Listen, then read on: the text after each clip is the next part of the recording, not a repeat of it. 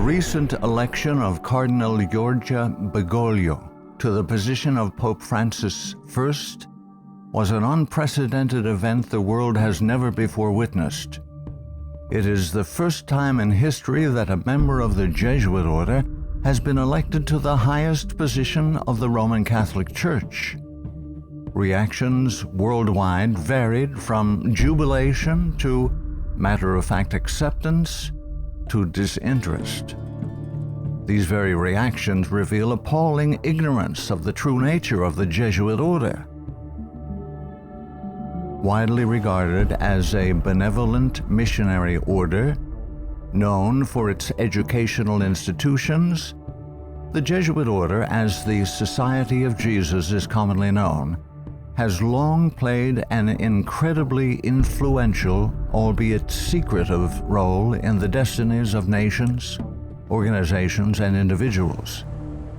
Rulers, presidents, scholars, and even Catholics themselves, who are aware of the evil perpetrated by this powerful, far-reaching order, have left on record grave warnings that all should heed. Following is a compilation of quotes from a variety of sources. Some admit that their own diabolical organizations were modeled on Jesuit principles. Others give warning. A number of those who sought to warn did so at the cost of their lives. World's Last Chance would encourage all to carefully study the following material. Proverbs 1:5 tells us, "A wise man will hear and will increase learning, and a man of understanding shall attain unto wise counsels." Ignatius Loyola, 1491 to 1556, founder of the Society of Jesus and its first superior general. Nor will it contribute a little to our advantage if with caution and secrecy we foment and heighten the animosities that arise among princes and great men, even to such a degree that they may weaken each other. But if there appear any likelihood of reconciliation, then as soon as possible let us endeavor to be the mediators, lest others prevent us.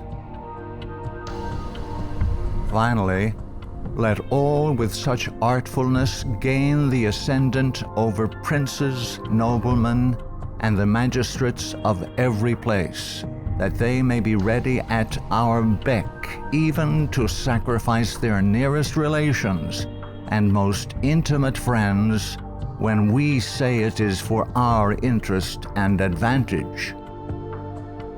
Let proper methods be used to get knowledge of the animosities that arise among great men, that we may have a finger in reconciling their differences.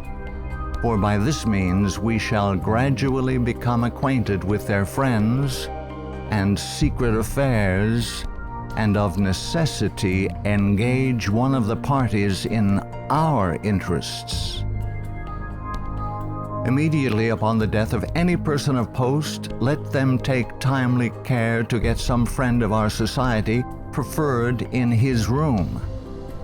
But this must be cloaked with such cunning and management as to avoid giving the least suspicion of our intending to usurp the prince's authority.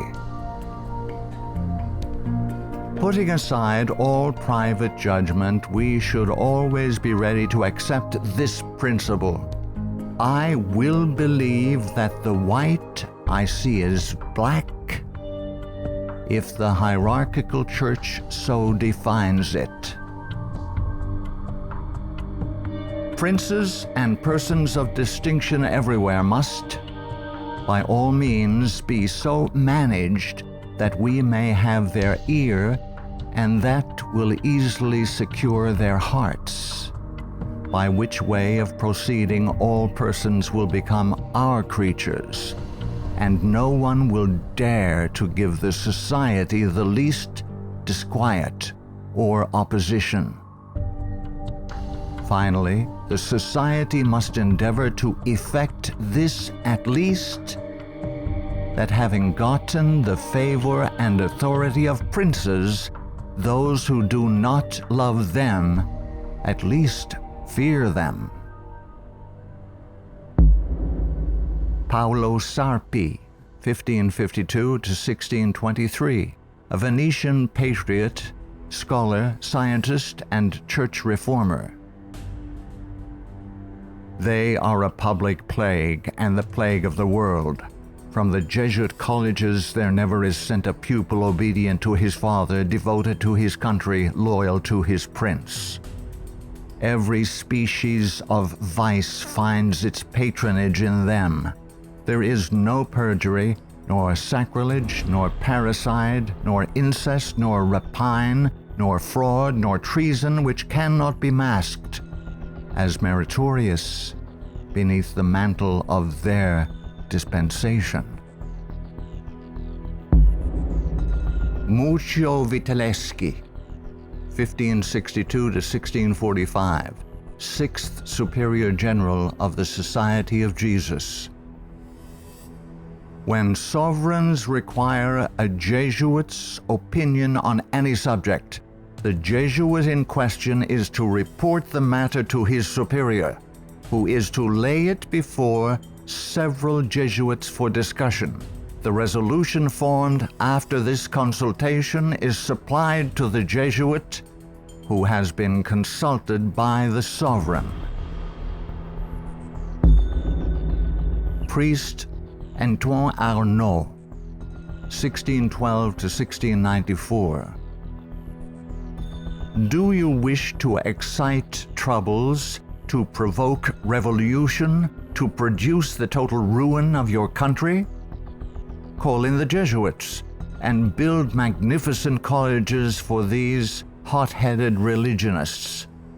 Suffer those audacious priests in their dictatorial and dogmatic tone to decide on affairs of state. Michelangelo Tamburini, 1648 to 1730, 14th Superior General of the Society of Jesus. See, sir, from this chamber I govern not only to Paris, but to China, not only to China, but to all the world, without anyone to know how I do it. Pope Clement XIV, 1705 to 1774. Following are Pope Clement XIV's words upon signing the bull of suppression and extinction of the Jesuits. A bull is the strongest legal document a pope can issue. The suppression is accomplished. I do not repent of it, having only resolved on it after examining and weighing everything, and because I thought it necessary for the Church. If it were not done, I would do it now. But this suppression will be my death. Pope Clement XIV knew the Jesuits very well and expected to die at their hands. He was correct. He was poisoned. A peasant woman was persuaded by means of a disguise to procure entrance into the Vatican and offered to the Pope a fig in which poison was concealed. Clement XIV was exceedingly fond of this fruit and ate it without hesitation. The same day the first symptoms of severe illness were observed, and to these rapidly succeeding violent inflammation of the bowels. He soon became convinced that he was poisoned and remarked, "Alas, I knew they would poison me, but I did not expect to die in so slow and cruel a manner." His terrible sufferings continued for several months. When he died, the poor victim, said Comenon, of the execrable Jesuits to which the Bishop of Pistoia, Scipio di Ricci, the nephew and heir of Jesuit General Ricci, fully agreed. Pope Pius VII, the Pope who restored the Society of Jesus. Soon after Pope Pius VII was released from Napoleon's prison in 1814, he quickly restored the Society of Jesus with the papal bull Sollicitudo Omnium Ecclesiarum. If any should again attempt to abolish it, the Society of Jesus, he would incur the indignation of Almighty God and of the holy apostles Peter and Paul. John Adams, 1735–1826, second President of the United States of America. In 1816, John Adams wrote to Thomas Jefferson, third President of the United States, regarding the restoration of the Society of Jesus. My history of the Jesuits is not eloquently written, but it is supported by unquestionable authorities, is very particular and very horrible. Their restoration is indeed a step toward darkness, cruelty, perfidy, despotism, death. I do not like the appearance of the Jesuits. If ever there were a body of men who merited eternal damnation on earth and in hell, it is this Society of Loyola's. Shall we not have regular swarms of them here, in as many disguises as only a king of the gypsies can assume, dressed as painters, publishers, writers, and schoolmasters? If ever there was a body of men who merited eternal damnation on earth and in hell, it is this Society of Loyola's. We are compelled by our system to offer them asylum. Napoleon Bonaparte, 1769–1821, Emperor of the French. The Jesuits are a military organization, not a religious order. Their chief is a general of an army, not the mere father abbot of a monastery. And the aim of this organization is power. Power in its most despotic exercise. Absolute power, universal power, power to control the world by the volition of a single man. Jesuitism is the most absolute of despotisms, and at the same time the greatest and most enormous of abuses. The general of the Jesuits insists on being master sovereign over the sovereign. Wherever the Jesuits are admitted, they will be masters, cost what it may. Their society is by nature dictatorial, and therefore it is the irreconcilable enemy of all constituted authority. Every act, every crime, however atrocious, is a meritorious work, if committed for the interest of the Society of the Jesuits or by the order of the general. Adam Weishaupt, 1748–1830, a Jesuit German philosopher and founder of the Order of the Illuminati. The degree of power to which the representatives of the Society of Jesus had been able to attain in Bavaria was all but absolute. Members of the order were the confessors and preceptors of the electors, hence they had a direct influence upon the policies of government. The censorship of religion had fallen into their eager hands, to the extent that some of the parishes even were compelled to recognize their authority and power. To exterminate all Protestant influence and to render the Catholic establishment complete, they had taken possession of the instruments of public education. It was by Jesuits that the majority of the Bavarian colleges were founded, and by them they were controlled. By them also the secondary schools of the country were conducted. The Marquis de Lafayette, 1757–1834, a French statesman and general. It is my opinion that if the liberties of this country, the United States of America, are destroyed, it will be by the subtlety of the Roman Catholic Jesuit priests, for they are the most crafty, dangerous enemies to civil and religious liberty. They have instigated most of the wars of Europe. Friedrich von Hardenberg, 1772–1801, German philosopher. Never before in the course of the world's history had such a society, that is, the Jesuit order, appeared. The old Roman Senate itself did not lay schemes for world domination with greater certainty of success.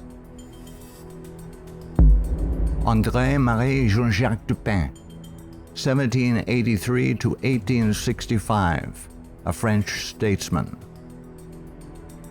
The Jesuits are a naked sword whose hilt is at Rome, but its blade is everywhere, invisible until its stroke is felt. Samuel Morse, 1791 to 1872, American inventor of the telegraph. They are Jesuits. This society of men, after exerting their tyranny for upwards of 200 years, at length became so formidable to the world, threatening the entire subversion of all social order, that even the Pope, whose devoted subjects they are, and must be, by the vow of their society, was compelled to dissolve them. They had not been suppressed, however, for 50 years before the waning influence of popery and despotism required their useful labors to resist the light of democratic liberty, and the Pope, Pius VII, simultaneously with the formation of the Holy Alliance, revived the order of the Jesuits in all their aureory. From their vow of unqualified submission to the sovereign pontiff, they have been appropriately called the Pope's bodyguard. And do Americans need to be told what Jesuits are? They are a secret society, a sort of Masonic order, with super-added features of revolting odiousness, and 1,000 times more dangerous. They are not merely priests or of one religious creed. They are merchants and lawyers and editors and men of any profession having no outward badge in this country by which to be recognized. They are about in all your society. They can assume any character, that of angels of light or ministers of darkness, to accomplish their one great end, the service upon which they are sent, whatever that service may be. They are all educated men, prepared and sworn to start at any moment and in any direction, and for any service, commanded by the general of their order, bound to no family, community, or country by the ordinary ties which bind men, and sold for life to the cause of the Roman pontiff. And who are these agents? They are for the most part Jesuits, an ecclesiastical order proverbial through the world for cunning, duplicity, and total want of moral principle, an order so skilled in all the arts of deception that even in Catholic countries, in Italy itself, it became intolerable and the people required its suppression. Orestes Augustus Brownson, 1803 to 1876, New England intellectual and activist, preacher, labor organizer, and noted Catholic convert and writer. Undoubtedly, it is the intention of the Pope to possess this country, America. In this intention, he is aided by the Jesuits and all the Catholic prelates and priests. If the Catholic Church becomes predominant here, Protestants will all be exterminated. Abraham Lincoln, 1809 to 1865, 16th President of the United States of America. This war, the American Civil War, 1860 to 1865, would never have been possible without the sinister influence of the Jesuits. We owe it to popery that we now see our land reddened with the blood of her noblest sons.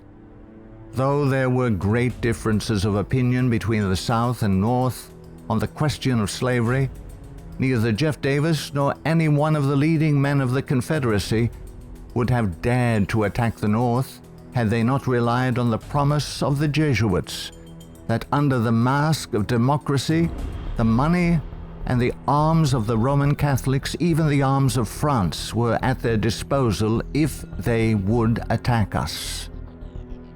The Protestants of both the North and South would surely unite to exterminate the priests and the Jesuits if they could learn how the priests and nuns and the monks which daily land on our shores under the pretext of preaching their religion are nothing else but the emissaries of the Pope, of Napoleon III, and the other despots of Europe to undermine our institutions, alienate the hearts of our people from our Constitution and our laws, destroy our schools, and prepare a reign of anarchy here as they have done in Ireland, in Mexico, in Spain, and wherever there are any people who want to be free.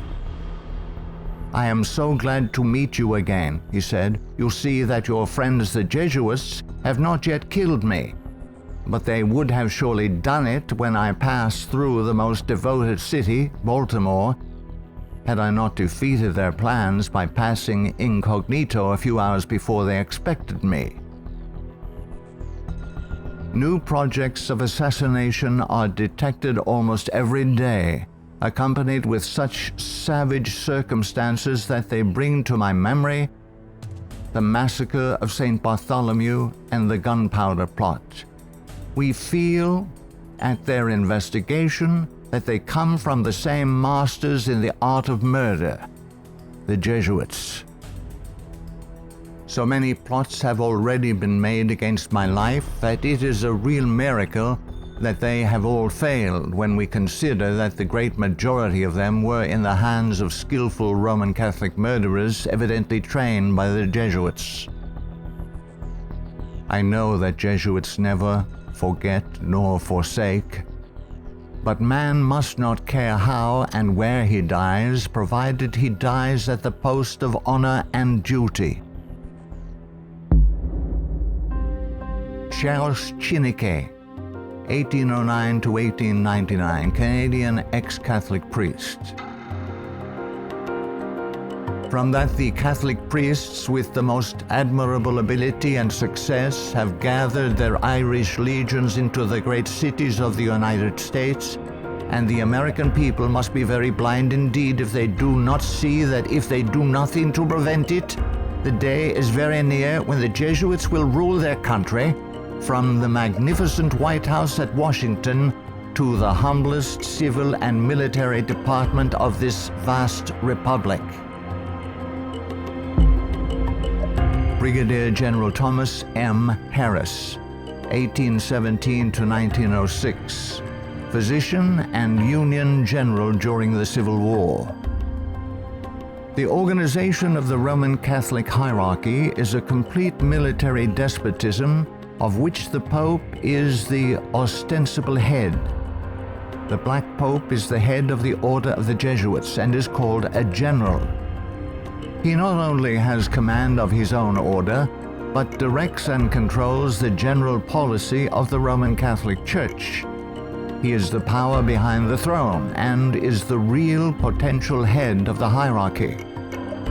There is no independence of thought or of action in its subordinate parts, implicit and unquestioning obedience to the orders of superiors in authority is the sworn duty of the priesthood of every grade. It would seem that the Jesuits had had it in mind from the beginning of the war, the American Civil War of 1861 to 1865, to find an occasion for the taking off, that is the assassination, of Mr. Abraham Lincoln. The favorite policy of the Jesuits is that of assassination. Fyodor Dostoevsky, 1821 to 1881, famous Russian novelist. The Jesuits are simply the Roman army for the earthly sovereignty of the world in the future, with the Pontiff of Rome for emperor. That's their ideal. It's simple lust of power, a filthy earthly gain of domination, something like a universal serfdom with them as masters. That's all they stand for.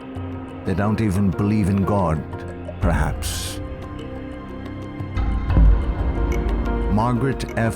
Cusick, 1829 to 1899, converted nun of Kenmare. The great idea of the Jesuit has always been a universal spiritual and temporal monarchy in which the Jesuit should reign supreme.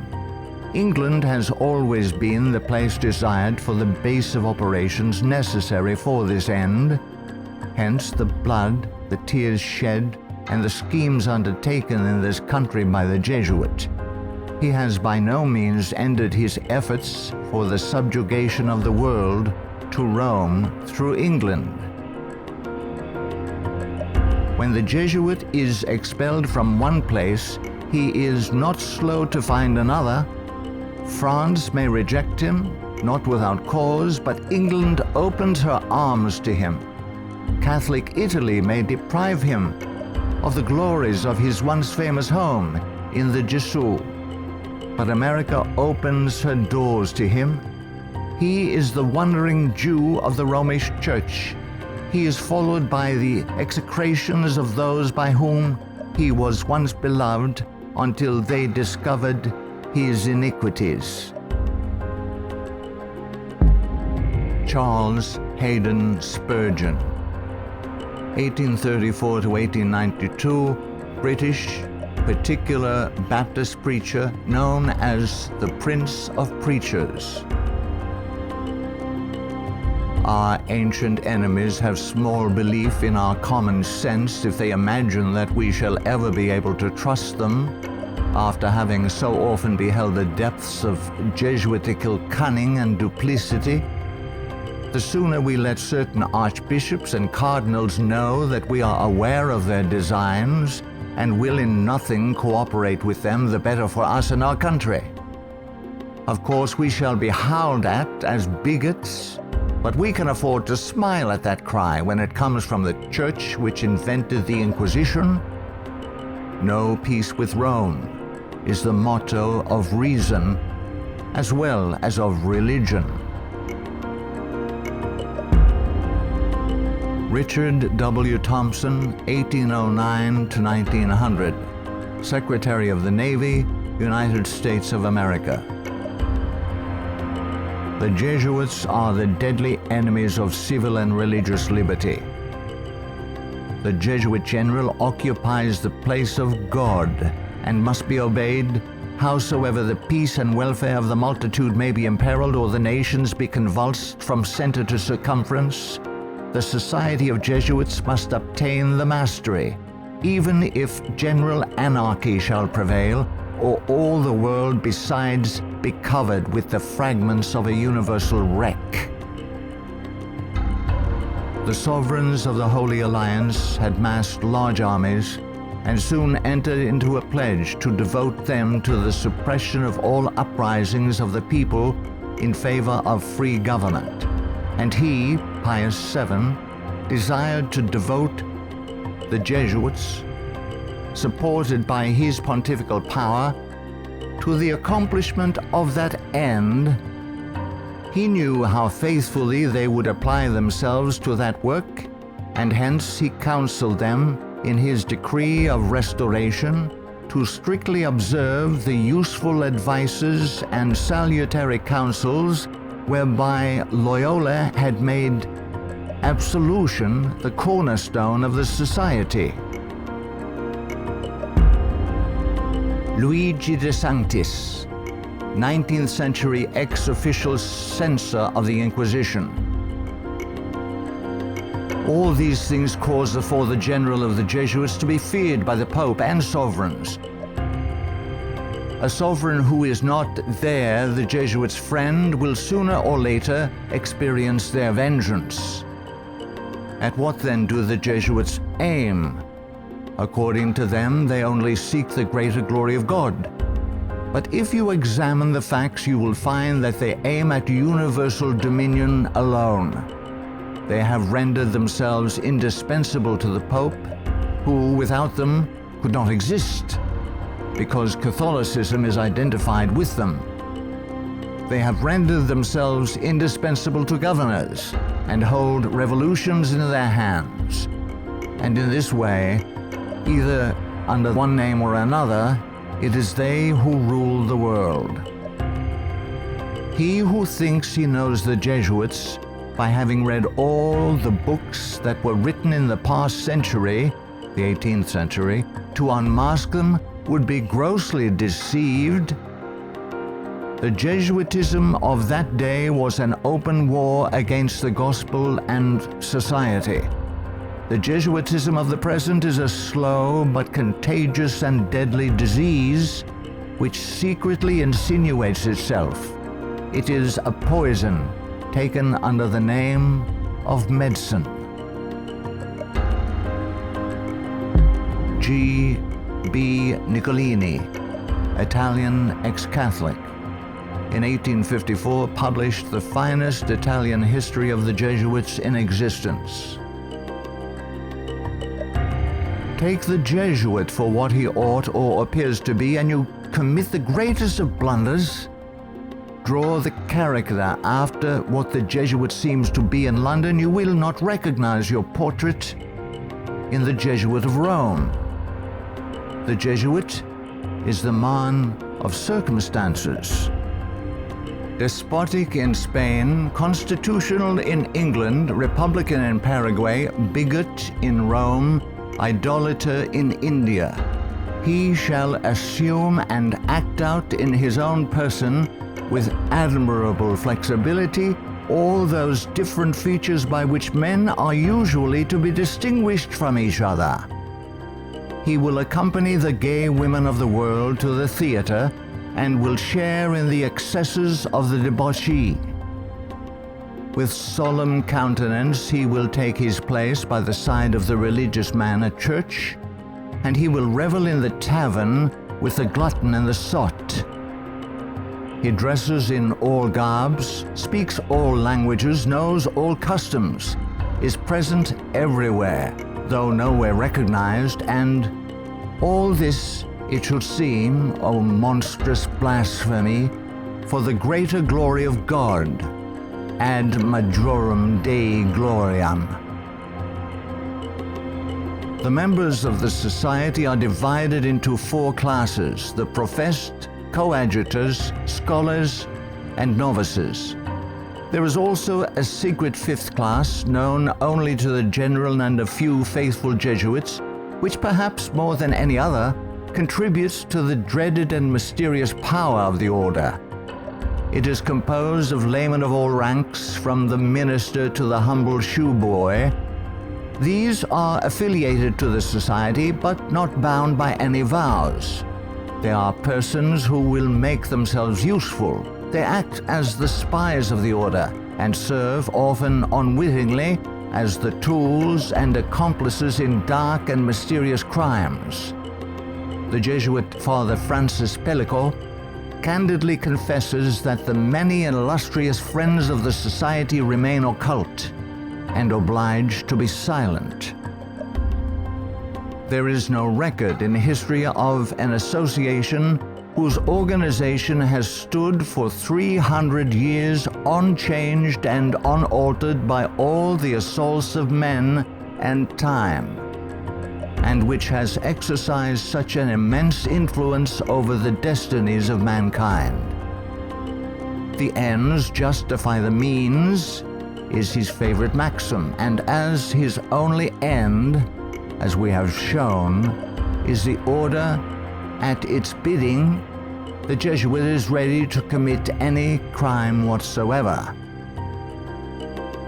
The immense wealth of the Jesuits has been bequeathed to them by wills made at the last hour. Francis Parkman, 1823 to 1893, American historian. The Jesuits, then as now, were the most forcible exponents of ultramontane principles. The Church to rule the world, the Pope to rule the Church, the Jesuits to rule the Pope. Such was and is the simple program of the Order of Jesus, and to it they have held fast, except on a few rare occasions of misunderstanding with the vice-regent of Christ.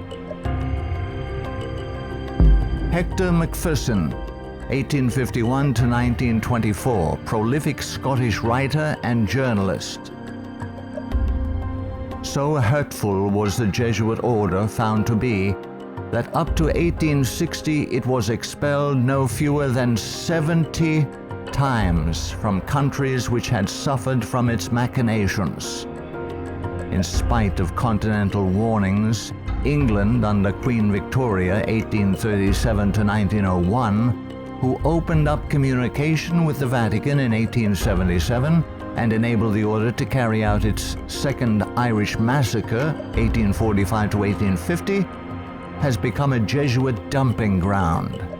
Those whom other countries have found from sad experience to be enemies, Britain allows to land on her shores and to carry on, unmolested, their work of iniquity. We are carrying toleration to excess, and unless there is a change of policy, this nation will one day pay a heavy penalty. For the Jeremy J. Crowley, 1861 to 1927, American ex-Catholic priest.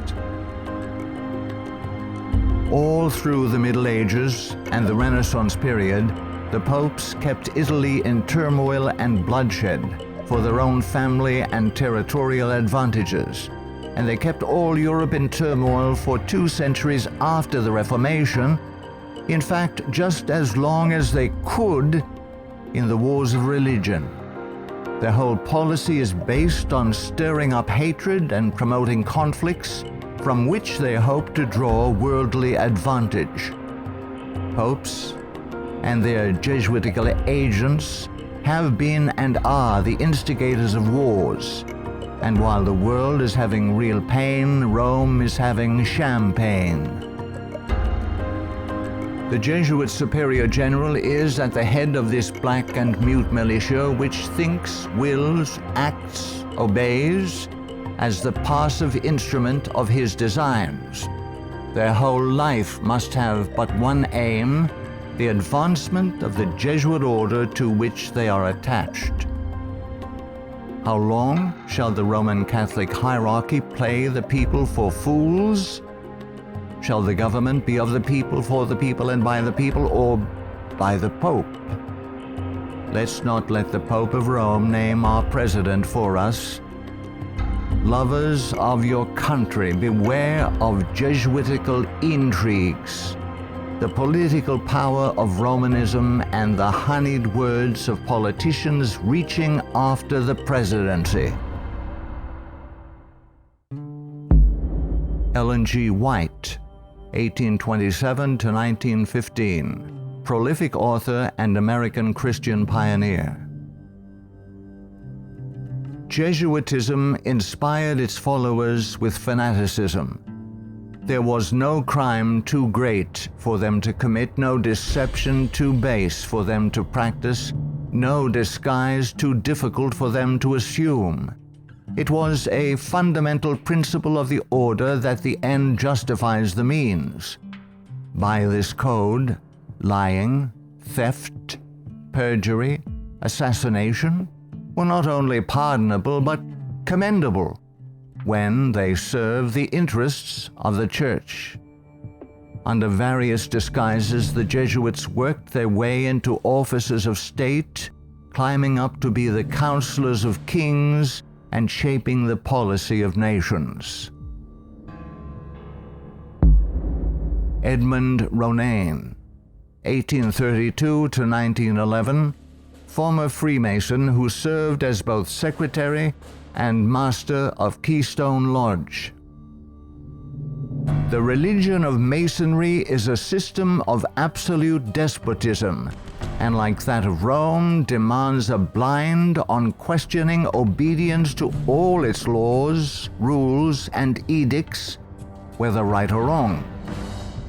What a singular commentary on the indifference, the subserviency, or the cowardice of society, that an institution professedly organized by such cunning knaves, the Jesuits, and for such base purposes, and which has been sustained by fraud, falsehood and deception from the commencement of its career to the present time should be permitted today to dictate to, if not virtually to rule the nation, and to create such a dread in communities that even some of the ministers of Christian denominations who detest its vile philosophy and who would like to see it swept from the face of the earth are absolutely afraid to mention its name, either in the pulpit, the prayer meeting, or the Sabbath school, lest its secret vendetta vengeance might, in some concealed manner, be wreaked upon them. Adolf Hitler, 1889 to 1945, Austrian-born German politician and the leader of the Nazi Party. I have learned most of all from the Jesuit order. So far, there has been nothing more imposing on earth than the hierarchical organization of the Catholic Church. A good part of that organization I have transported direct to my own party. The Catholic Church must be held up as an example. I will tell you a secret. I am founding an order. In Himmler, I see our Ignatius de Loyola. Walter Friedrich Schellenberg, 1910 to 1952, German SS Brigadier Führer, who rose through the ranks of the SS to become the head of foreign intelligence. The SS had been organized by Himmler according to the principles of the Jesuit order. The rules of service and spiritual exercises prescribed by Ignatius de Loyola constituted a model which Himmler strove carefully to copy. Absolute obedience was the supreme rule. Every order had to be executed without comment. Avro Manhattan, 1914 to 1990, a writer and philosopher. The Jesuits are one of the largest stockholders in the American Steel Company, Republic, and National. They are also among the most important owners of the 4 greatest aircraft manufacturing companies in the U.S., Boeing, Lockheed, Douglas, and Curtiss-Wright.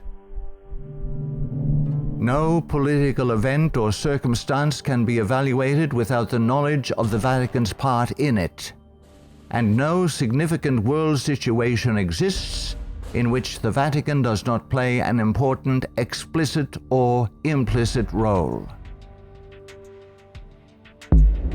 Alberto Rivera, 1935 to 1997, ex-Jesuit. The higher I went in the Jesuit order, the more corruption I saw within the institution.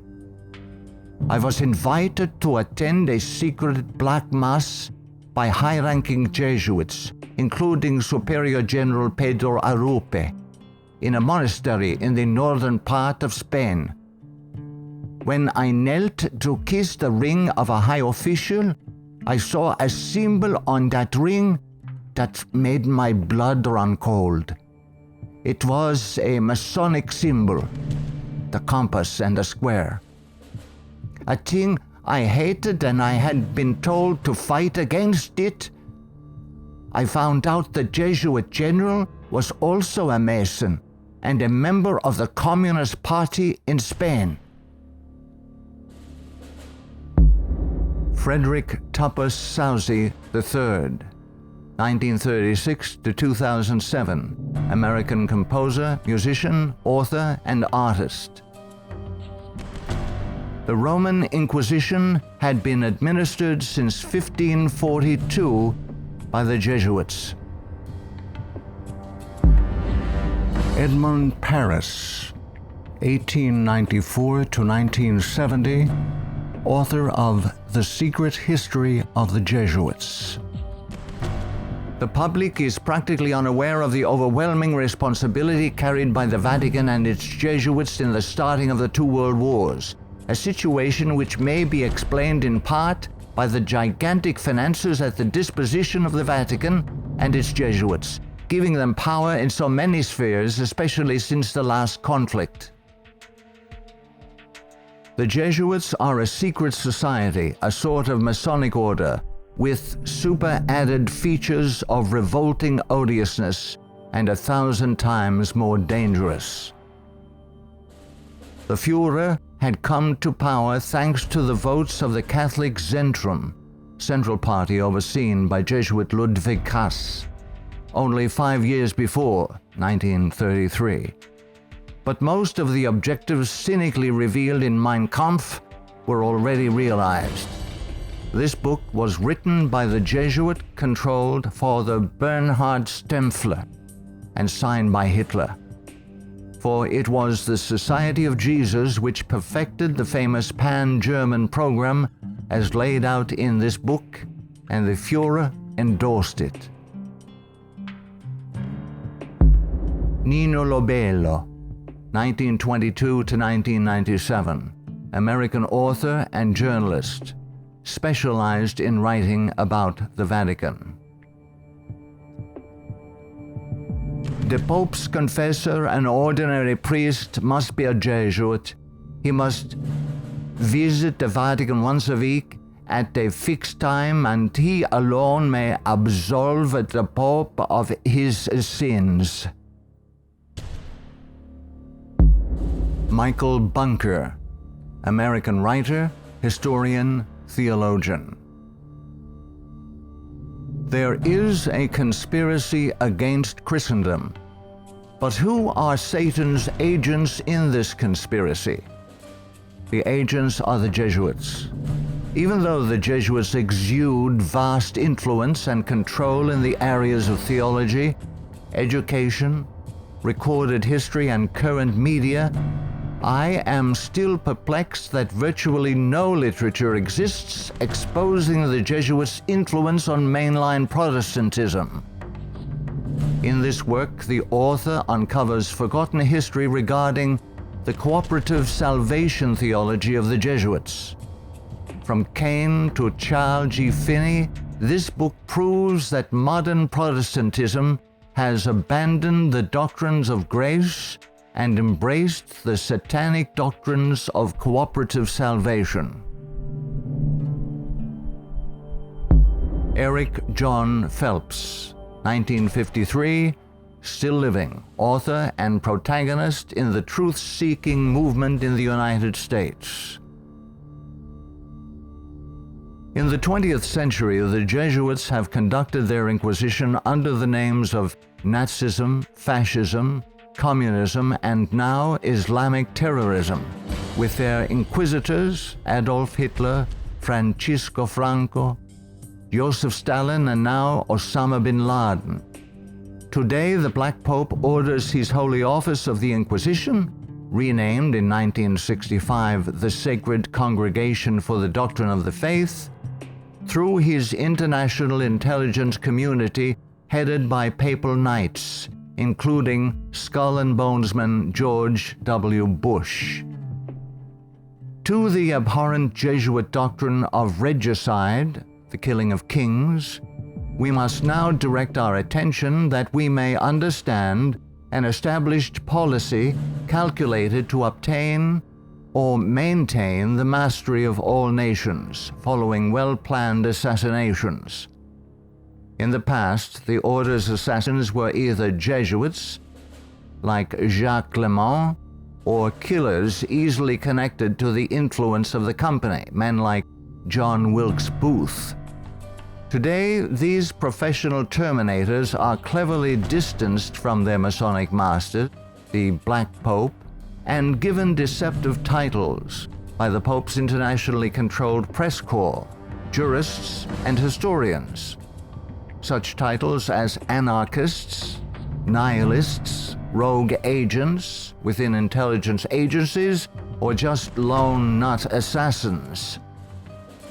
Sometimes these individuals in fact do the killing, consciously and unconsciously, as do the programmed Manchurian candidates. They sacrifice themselves, die in the act, or are punished for their crimes. created by Loyola in 1534 and sanctioned by Paul III in 1540. In seeking to destroy the Protestant Reformation and restore the Dark Ages with the White Pope, exercising his temporal power as the universal monarch of the world, authored the 25 sessions of the Council of Trent, 1545 to 1563, and established themselves as the confessors and advisors of the monarchs of Europe, promoting absolute monarchical despotisms through which they ignited monstrous wars characterized by pitiless massacres of Protestants and innocents, such as the Dutch Revolution, 1568 to 1648, the 30 Years' War, 1618 to 1648, the Puritan Revolution, 1644 to 1653, the 7 Years, French Indian War, 1754 to 1763.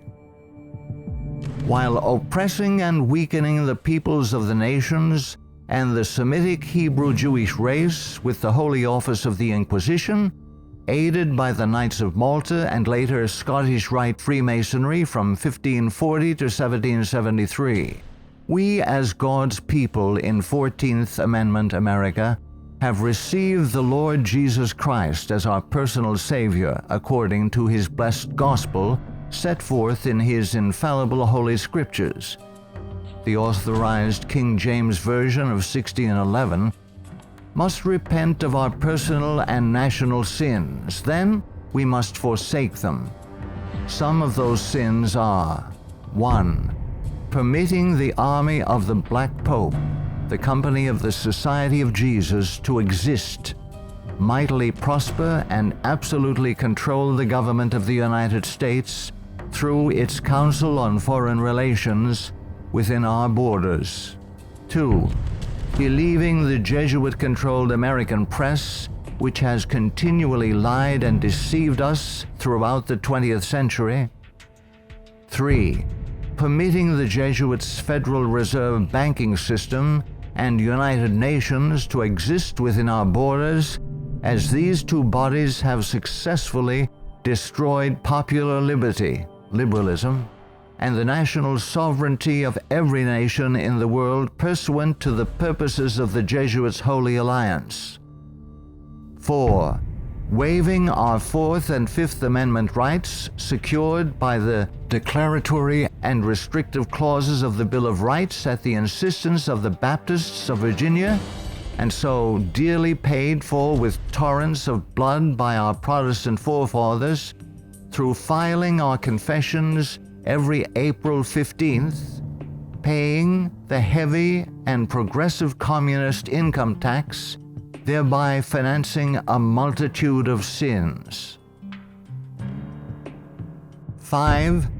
Permitting the drafting, vaccinating, and sending of our sons abroad to fight the Pope's foreign wars, such as the war in Vietnam and the recent wars in Serbia, Iraq, and now Afghanistan, resulting in the further destruction of American liberals and foreign heretics so condemned by the Jesuits' Council of Trent. 6.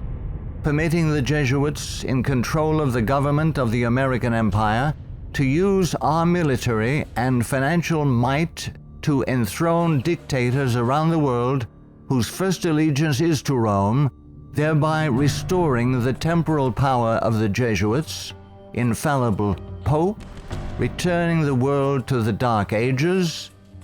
7. Consenting to the Jesuits' Supreme Court decisions in removing the Protestant Bible and prayer from the bulwark of American liberty so hated by the Jesuits, the public school system. 8. Consenting to the immigration of millions of Roman Catholics and pagan persons of color whose loyalty to the Pope or their own race, religion, and nationality is greater than their loyalty to our Protestant Constitution and Republican form of government, thereby creating a multitude of agitations justifying more centralization of power in Washington, D.C., and through amalgamation, the Africanization of the American white Celtic Anglo-Saxon race being historically the greatest enemy of the Jesuit order, especially its Bible-believing Protestants and Baptists, as intended by the Company of Jesus pursuant to its Jesuit oath. 9. Consenting to the Jesuit Supreme Court's several decisions of forced integration, resulting in the destruction of both the white and black races through amalgamation, as the exchange of viruses, bacteria, and parasites, unique to each race, creates powerful combinations in the offspring, producing a non-resistant, weak, and sterile population within 5 generations. 10. Consenting to the Jesuit Supreme Court's decision of legalized abortion, resulting in the mass murder of unborn babies, polluting the land with innocent blood, ultimately collapsing the Ponzi scheme called the Social Security system, justifying mass murder of the elderly by the coming fascist dictator, provoking the Lord against us to consume us, until there be no remnant nor escaping in the land, by means of a massive military invasion composed of a coalition of nations, cleansing the land with the blood of unrepentant and unforgiven American murderers. 11. Succumbing to race hatred as a result of Jesuit-controlled Masonic agitators such as the White Knights of the Ku Klux Klan and the Black Nation of Islam, justifying the imposition of martial law when the inner-city race wars begin. 12. Sheepishly giving up our real wealth, gold and silver coins in exchange for indulgences, the Jesuits' worthless paper money called Federal Reserve notes, and thereby becoming a nation of overworked, unprincipled, money-hungry thieves. 13. Consenting to the cattle brand of the Jesuits' Social Security number as a means of identification to be used by their international intelligence community, begun by Hitler's SS at Dachau, it being the forerunner of. 14. Obeying the evil 1968 gun law of Nazi origin and thereby, upon purchasing new firearms, blindly registering our guns, our swords of just defense, enabling the coming Jesuit-controlled white fascist military dictator to ultimately take them from us, making our annihilation sure pursuant to the Council of Trent. 15. Committing a multitude of personal sins, both public and private, ensuring that our annihilation will be a righteous act in the eyes of both the risen Son of God and mortal man. Far from being the benevolent educational missionary society many view the Society of Jesus as being, the Jesuit order is responsible for some of the most heinous acts in recorded history. They have battled truth and righteousness, crushed religious liberty, influenced kings, and sought to mold the course of history to carry out their own agenda. Now that the visible head of the Roman Catholic Church is himself a member of this order, the power of the Jesuit order is complete. Let all who love truth, all who love freedom, take heed and beware of the danger now facing the world in the person of Pope Francis I. Error and wickedness will ever seek to use force against truth and righteousness.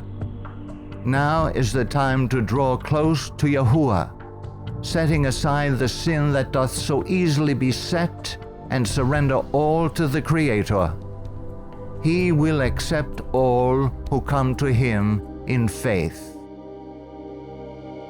A prudent man foreseeth the evil, and hideth himself, but the simple pass on and are punished.